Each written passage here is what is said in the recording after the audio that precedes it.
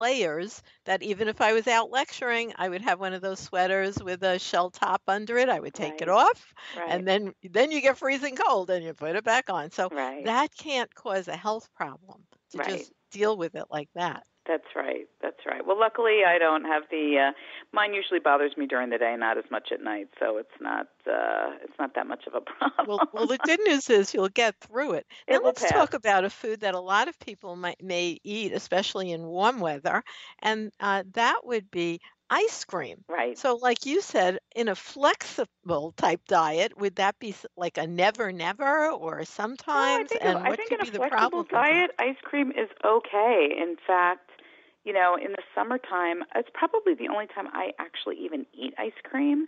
I'm at the Jersey Shore, and there's some places that have homemade ice cream, and I like to support local businesses, and I of course like things that are, homemade like that. So I'm gonna go to those places. But what I tell people to do is, first of all, if you're going to have ice cream, have the real thing. Don't go for that like fat-free, sugar-free stuff. That's just garbage, and it doesn't really taste good. Go for the mouthfeel. Go for the full effect. But have a kitty cup or cone. Go for a small serving size if you're going to have it. Enjoy it. Be mindful about it. Like savor it. Let it sit on your tongue. Enjoy the texture, the feel, the taste, the flavor. But definitely in moderation. The other thing is for people that are lactose intolerant, they lack the enzyme lactase, which helps them to digest the sugar that's found in milk, which is naturally occurring, by the way. I just want to say that.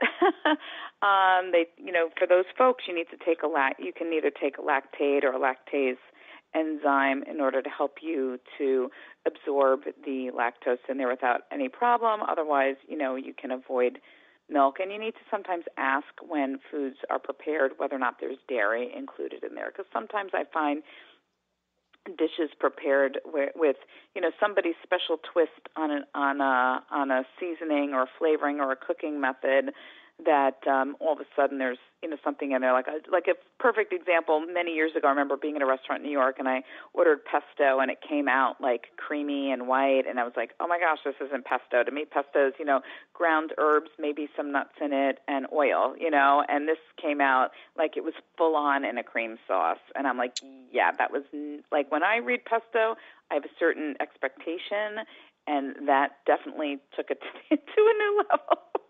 Well, I want to just take a little break right here and remind you that you are listening to Herbally Yours on the voice of Nassau Community College, 90.3 WHPC. Listen live online at nccradio.org or on iHeartRadio. For more information on today's guest or topic, email us at whpc@ncc.edu. Stay tuned. Herbally Yours will be right back. An important message from Medicare. Between your doctor visits, taking the right medications at the right times, and following advice from different doctors, managing 2 or more chronic conditions, like high blood pressure, arthritis, or diabetes, can be overwhelming. But it doesn't have to be. Chronic Care Management Services can help you get the connected care you need by connecting the dots between your medical appointments, pharmacy, and hospital visits. Your doctor will work with you to create a care plan and check in with you between visits, keeping you on track and helping you with your health goals so you can spend more time doing what you love. If you have Medicare, ask your doctor about Chronic Care Management Services and get the connected care you need. Ellen, can you hear me? For more information, visit Medicare.gov and search for Chronic Care Management.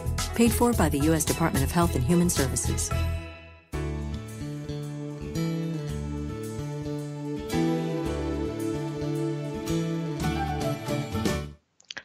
And welcome back once again right here to Herbally Yours. And you're listening to the voice of Nassau Community College, 90.3 WHPC. Our guest today is nutritionist Felicia Stoler, that is Dr. Stoler, since she actually has a doctorate in nutrition.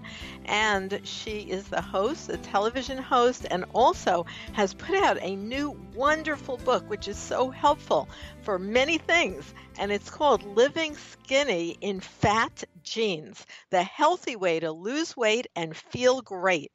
Now, Felicia, what are fat genes? Oh, well, fat genes are a myth. I tell a cute story in the book about, a patient sitting across from the doctor, and the patient says, "Doc, fat genes run in the family," and the doc says, "No, nobody in your family runs." Oh, that's a good one. Yeah, so that's basically how I see it. People sort of want to blame their genes for, why they might be overweight. And the truth is, it's the environment. It's about the choices that we make. And, it's about some of our habits and behaviors, right? So there are not they're not babies that are just born morbidly obese. It's something that happens over a lifetime. And we know that there are so many ailments and diseases related to unhealthy lifestyles and being overweight. If you look at things like high cholesterol, hypertension, type 2 diabetes, and certain cancers are all related to being overweight and obesity. So, again, it's totally preventable, and I know it's hard for people to So wait, are you telling us, and this is important, I know it's true, I want you to say it again, that really there are not fat genes? What about when they talk about things like Native Americans who have certain deprivation genes that actually makes their body hold on to excess calories for a rainy day? So here's the deal. Yeah, we have adaptive genes because we've all evolved from people that survived feast or famine. So let me be clear, we all have that to some degree, or else we wouldn't be here, right? Because humans as a race have been through, we have to be able to sustain ourselves. And anybody who's known somebody who had a debilitating illness and eventually passed, that when you discontinue food and water, it takes quite some time before somebody will pass away of natural causes, as a result of that. So we do have the, ability to store fat, and some of us do it more than others. But, what we have learned, and there's twin studies that looked at twins separated from birth and brought up by other families, that the children, when they're done as children, that they start to resemble the body composition of the parents that they're with, not necessarily their twin, if that makes sense. Very much so. And I love this study at a retreat in Israel, which was called the Black Zionists. Mm-hmm. And they left Chicago and followed a strict dietary lifestyle. And then a physician who I know, I was at a conference with him, went to Israel to do a study on this group of Afro-Americans who lived there for 30 years versus their own biological brothers and sisters back in Chicago. And exactly the same thing happened. Right. There was not the high, which is usually related to a particular race like that, of more high blood pressure, more heart disease, more obesity, more diabetes. It did not exist. Right. Yeah, so we have to think about, making choices. And I always say I'm a big fan of personal accountability, right? Kids don't always have choices about the right thing to do. They learn from their parents. At a certain point, you get out of your parents' home and you can decide what you want to do. And I think, I say to kids all the time, you don't come with a care label like your clothing does, and it telling your parents exactly how to feed you, how much to feed you, what they should be. We take for granted that people either know the right thing or they think that they know the right thing. And unfortunately, I think the media and the internet has been a part of the problem. And as much as I love working with all of that, I do think that there's a problem because, like we were speaking before about nutrition information and where people get that from, there's an abundance of information that we have access to at all times, and people don't always know how to tell fact from fiction, and that's where some of the problems come into play. Or people go on, 1 minute it seems as though something's healthy, and the next minute perhaps it may not be. And again, if you don't have access to all that training, it can be a problem. But I do think we can take roles to, and it's not just the food; it's the physical activity too, to steer ourselves towards healthier outcomes.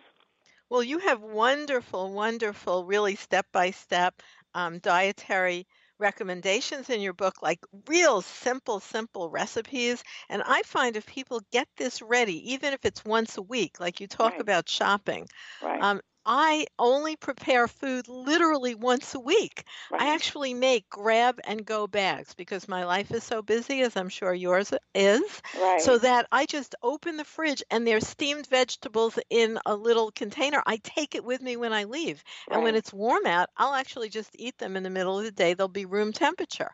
right. So it's Well, not like I'm going to run in for a bagel. right, right. So I often tell people, when you're making dinner, cook a little bit extra so you have leftovers the next day, so that you can, have that to eat. And again, packing it in the little containers like you're talking about makes it real easy for grab and go. In fact, when my kids were younger, I used to make sure I did that.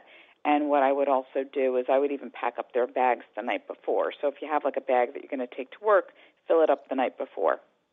Yeah, I did that too. And my son recently posted on Facebook, he's now 43, the fact that, I'm sorry to say, he said it was traumatic because he'd get to school with rice cakes and he would trade them out for Twinkies. Oh, that's It's so really funny. funny. I know. It is interesting. Now, what is a DAO deficiency? Oh, yeah, diamine oxidase. Can we talk about that? Because I was hoping Yes, we we were going do to have get a to few that. minutes left. Let's get that in. Basically, diamine oxidase is an enzyme, like we were talking before about lactase being an enzyme, and what it does is it helps the body to process histamine. So we think about histamine in terms of allergies and, things in the air. People take antihistamines, but histamine actually is amino acid that's naturally occurring in foods and in the environment, and it's in plants, and so what happens is foods have histamine in it. We take them in; it needs to be broken down our small intestine and absorbed. So sometimes people either have a genetic predisposition to not creating enough diamine oxidase, or they take medications that inhibit its production, or they eat foods that are very high in histamine, or foods that liberate histamine where it's really coming out in mass, and the amount of DAO or diamine oxidase that they have in their system cannot help break it down fast enough at a rate that is appropriate. So the good news is for people that have histamine intolerance or have this DAO deficiency is that there's a product in the market called Umbrellux DAO that people can take before they eat, just like the Lactaid, and it helps them to absorb foods that are high in histamine. So things like wine and beer and cheese and think fermented foods like sauerkraut, kombucha, things that we're always telling people to have more of, kefir, those foods are foods that are very high in histamine, and there's a whole bunch of fruits and vegetables. People can learn more about that if they want to go to daodeficiency.org. And umbreluxdao.com has information about histamine sensitivities and intolerance, and people can take a little online test and see if they're sensitive. So things might be headaches, rashes. Sometimes they feel listless. Sometimes they have tachycardia or a rapid heart rate when they eat foods that are high in histamine. And it can be kind of weird trying to figure out your symptoms and what they're related to. As a matter of fact, my brother has been going through a whole bunch of food allergies and sensitivities right now, and we're trying to figure out what his root cause is, because nobody wants to feel sick when they eat foods. Right, and it can vary from person to person. Correct. So we're actually at the just about at the end of our time together, Dr. Felicia Stoler. So tell people how they can get your book, or how they can get in touch with Well, you. the book can be found on Amazon or BarnesandNoble.com, and I'm on social media as Felicia Stoler with one L in Stoler, and I'm on all social media. So I have my own website, FeliciaStoler.com, and again, available on all social media for following. Well, thank you so much, Dr. Stoler, and you are listening to Herbally Yours on the voice of Nassau Community College, 90.3 WHPC. I'm Ellen Kamai, the Natural Nurse at naturalnurse.com, inviting you to join us next week for another edition of Herbally Yours. Until then, stay healthy.